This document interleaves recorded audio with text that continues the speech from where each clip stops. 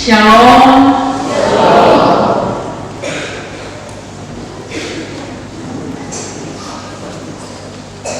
Sebelum saya berkhotbah, bolehkah saya memberikan saran? Saya mengerti bahwa kondisi kita dalam ruangan ini sangat panas. Tetapi bolehkah kita lebih menenangkan diri dengan cara jaga supaya jangan panas itu dengan cara tidak kipas terus-menerus. Ketika kita kipas terus-menerus, angin tidak datang mungkin sedikit saja, tapi kita semakin berkeringat dan akan semakin panas. Kita bisa ukur, saya yang pakai toga berkeringat, tapi saya bisa atur dari hati supaya jangan merasa sangat gerah. Kita coba tarik nafas dalam, hembus pelan-pelan, tenangkan hati dan dengarkan firman Tuhan. Percaya semakin bergerak semakin panas. Teorinya begitu. Bapak saudara yang diberkati Tuhan, terima kasih. Pengalaman hidup tiap orang berbeda. Tetapi pada dasarnya kita mengakui bahwa kita ini lemah, bahwa kita ini terbatas, bahwa kita ini ringkih, bahwa kita ini rapuh, mudah sekali merasa sakit, tersakiti, jatuh, dan juga mengalami apa yang namanya kegagalan. Di malam Natal ini, marilah kita merenungkan teks 20 ayat yang tadi kita baca bersama dengan semua warga Gemit di mana saja, sebagai tanda syukur kita kepada Tuhan, Allah Abraham, Ishak dan Yakub, yang berkenan memenuhi janjinya kepada Abraham ribuan tahun yang lampau sebelum kelahiran Yesus.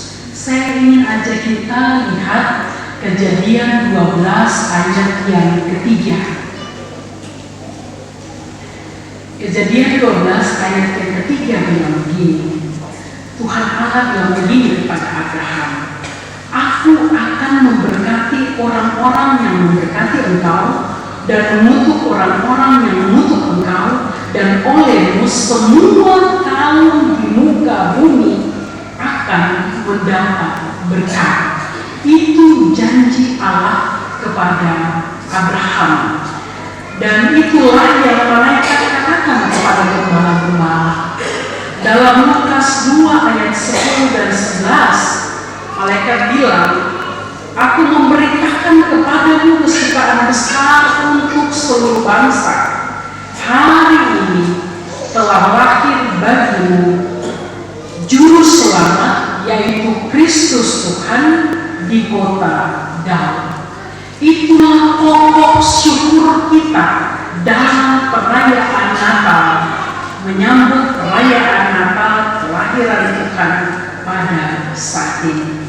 Dari 20 ayat yang panjang ini saya hanya angkat dua hal. Yang pertama, kita lihat cerita tokoh Yusuf dan Maria.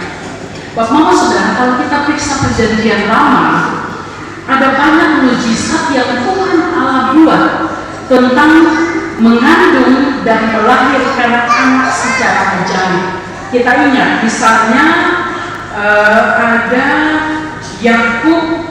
ada Abraham dan siapa istrinya? Sarah. Ada Ishak dan Ribka.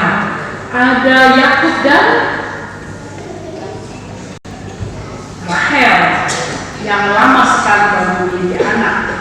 Ada Elkana dan ada Hana, dua orang istri dari Elkana, Penina dan Hana. Salah satu istrinya Hana sulit untuk mendapatkan anak. Dan juga ada Manoah dan istrinya. Kita lihat dalam Hakim. Bapak Mama Saudara, kalau kita lihat mujizat yang Tuhan buat, tanda ajaib yang Tuhan buat, ada anak yang lahir secara ajaib ketika mamanya sudah mati haid, ketika mamanya atau perempuan itu sudah tidak bisa lagi dalam perhitungan manusia untuk memiliki anak, Tuhan Allah memberikan anak kepada orang-orang yang tadi saya sebutkan. Semuanya itu berlaku di tengah-tengah keluarga makan. Abraham dan Sarah itu kaya, mereka punya banyak harta, dan bukan hanya harta, tapi juga orang yang bekerja. Kita lihat tindakan Allah ini diberikan, dinyatakan di tengah-tengah keluarga yang punya rumah, kaya, punya status sosial yang terhormat, dan seterusnya.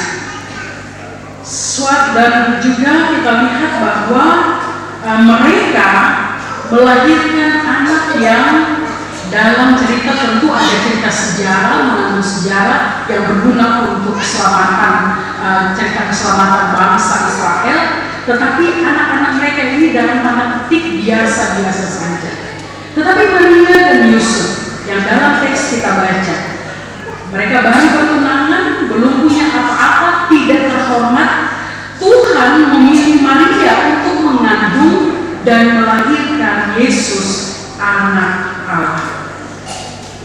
Alkitab memberikan gambaran begitu miskinnya pasangan ini sampai mereka tidak dapat tempat di penginapan yang berada di Bethlehem, yang hanya mau menampung orang yang punya uang saja tentunya.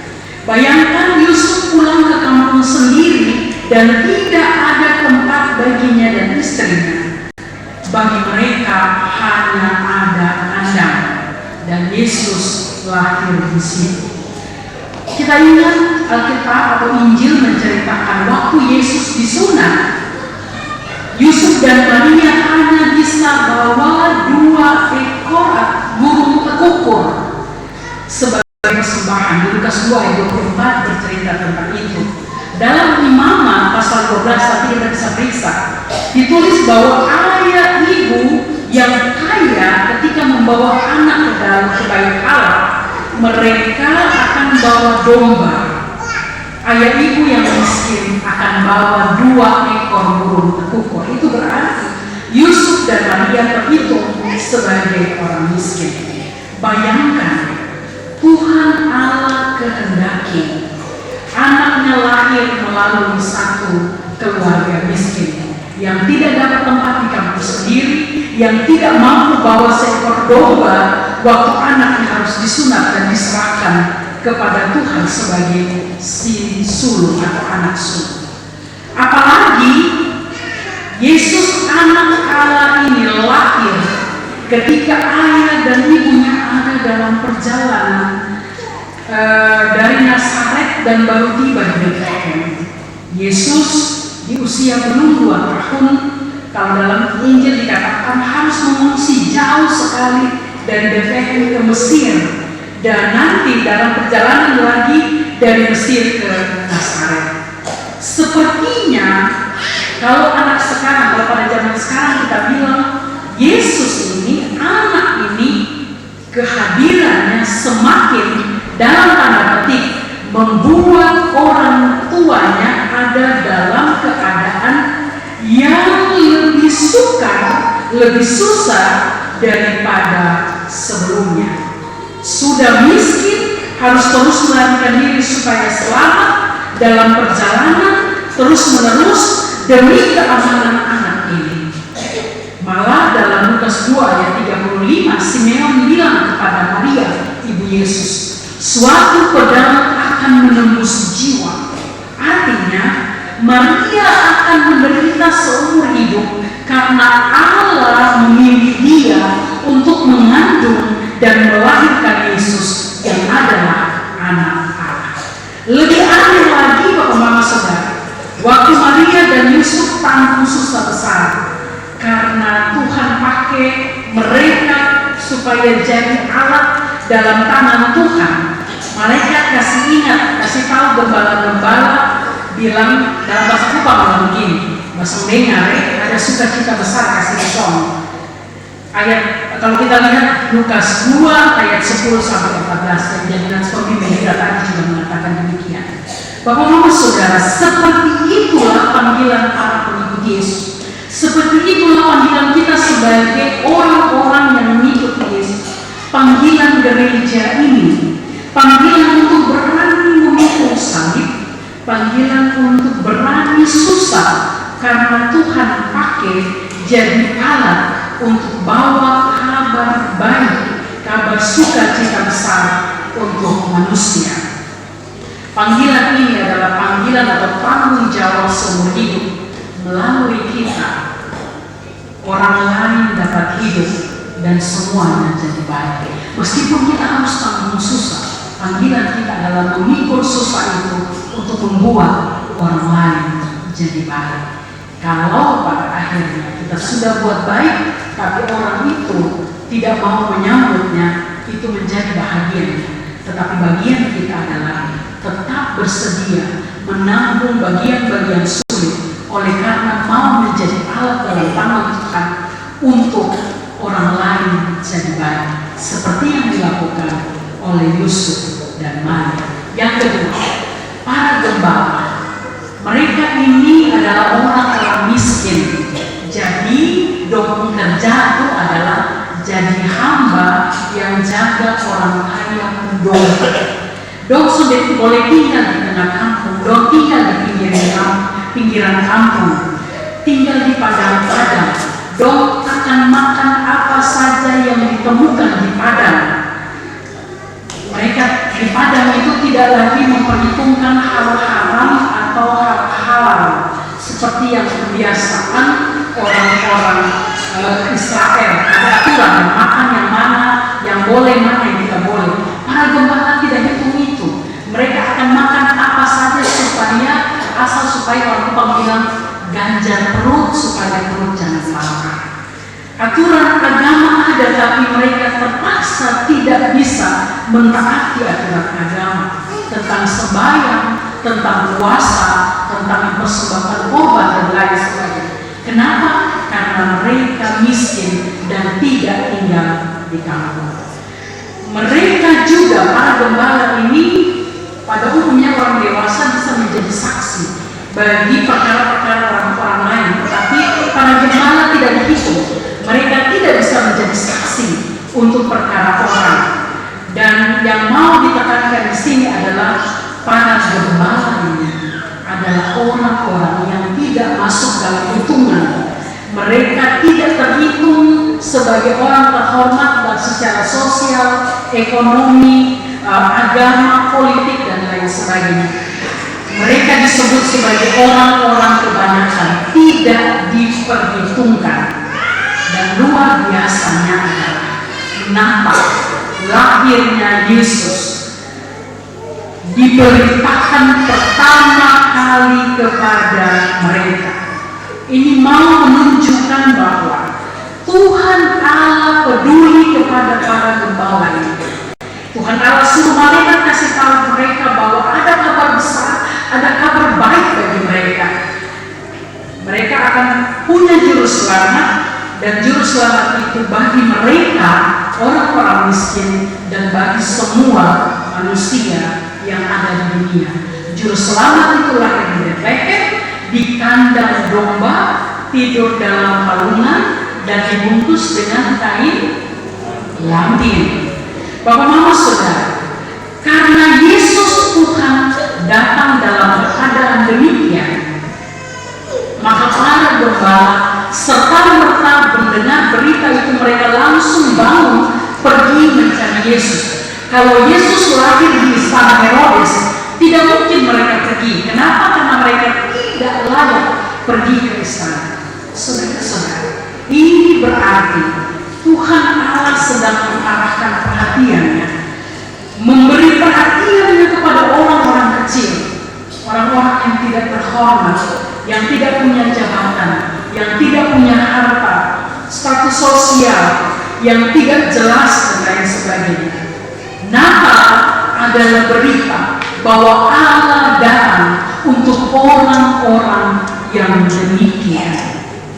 Allah bertindak membawa sukacita besar bagi orang-orang yang selalu susah, yang mengalami keadaan tiap hari serba sulit, serba ada.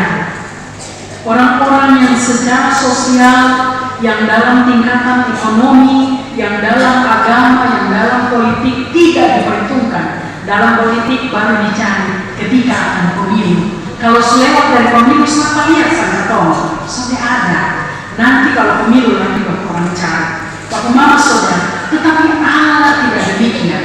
Dia menjumpai kita dalam setiap keadaan susah kita, dan Dia memperhitungkan semua keadaan kita.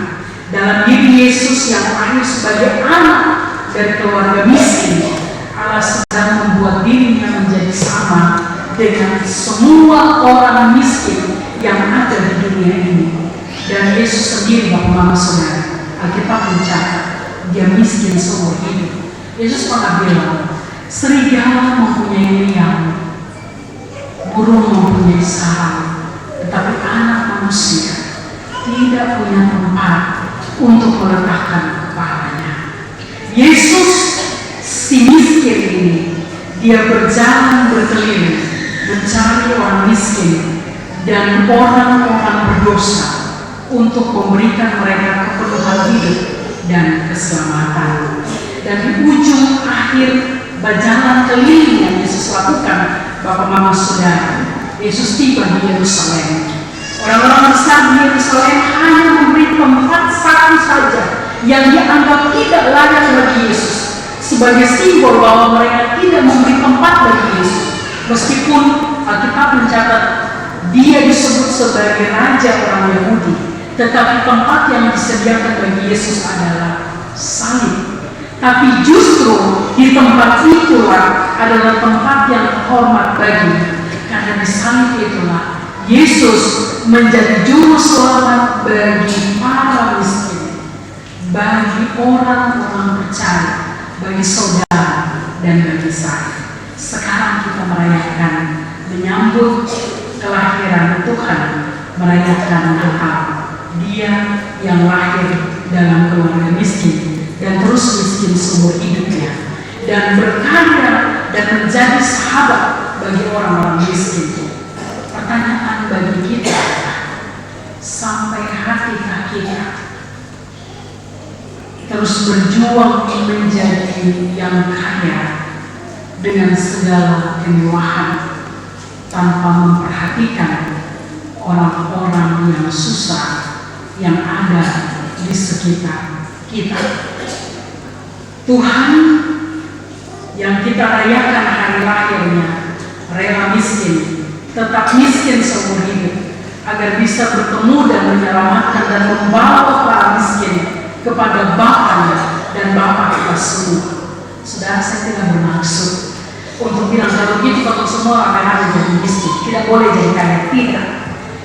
Saya mau bilang, janganlah mengejar harta kekayaan, menjadi fokus untuk kejar harta kekayaan, dan menjadi orang-orang yang tidak manusiawi.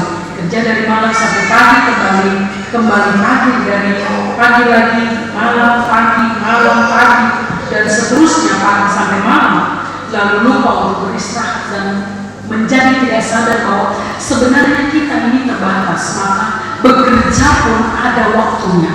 Jangan pakai semua waktu untuk bekerja, lalu tiba-tiba kita yang berhenti, kita yang takut bisa jatuh sakit sesuatu. Saya mau bilang, pakailah harta yang kita punya untuk berbagi dengan orang-orang miskin yang membutuhkan, supaya mereka pun dapat makan dan bertahan hidup. Natal, lahirnya Yesus di tengah-tengah manusia. Rapuh artinya mudah rusak, mudah robek, mudah remuk, mudah pecah, mudah patah, mudah sakit. Kita ini begitu. Itulah manusia. Kerapuhan adalah keadaan di mana manusia yang lemah ini mudah mengalami berbagai kekurangan yang membuat ruang gerak kita terbatas. Allah dalam diri Yesus datang berada bersama kita, menyertai kita, menguatkan setiap kita yang rapuh, sama seperti janin yang bertumbuh dalam rahim ibu. Hanya ketika ia terhubung melalui tali pusat dengan ibunya, melalui plasenta dengan ibunya, Ia hanya bisa hidup kalau hati pusat dalam posisi baik. Demikian pun kita yang rapuh ini hanya bisa bertahan hidup dan bertumbuh jika kita bergantung kepada kasih Allah yang tak pernah putus dalam hidup kita. Kasih setia Allah di dalam Yesus tetap dapat kita rasakan dalam sepanjang kehidupan kita, dalam setiap musim hidup kita. Ketika kita lemah, ketika kita tak berdaya, ketika kita sakit fisik, ketika hati kita terluka, ketika nyawa kita nyaris terancam, ketika kita tertekan oleh karena beratnya beban hidup, ketika kita bergumul dengan segala kekurangan di dalam keluarga, ketika kita mengalami kegagalan dalam banyak aspek kehidupan, ketika kita tidak diperhitungkan oleh orang-orang lain di sekitar kita yang kuat, apapun keadaan kita, Bapak Mama Saudara, Yesus datang untuk kita. Percayalah, berselawat kepadanya, taatilah pengajarannya. Percayalah, kita beroleh berkat. Amin.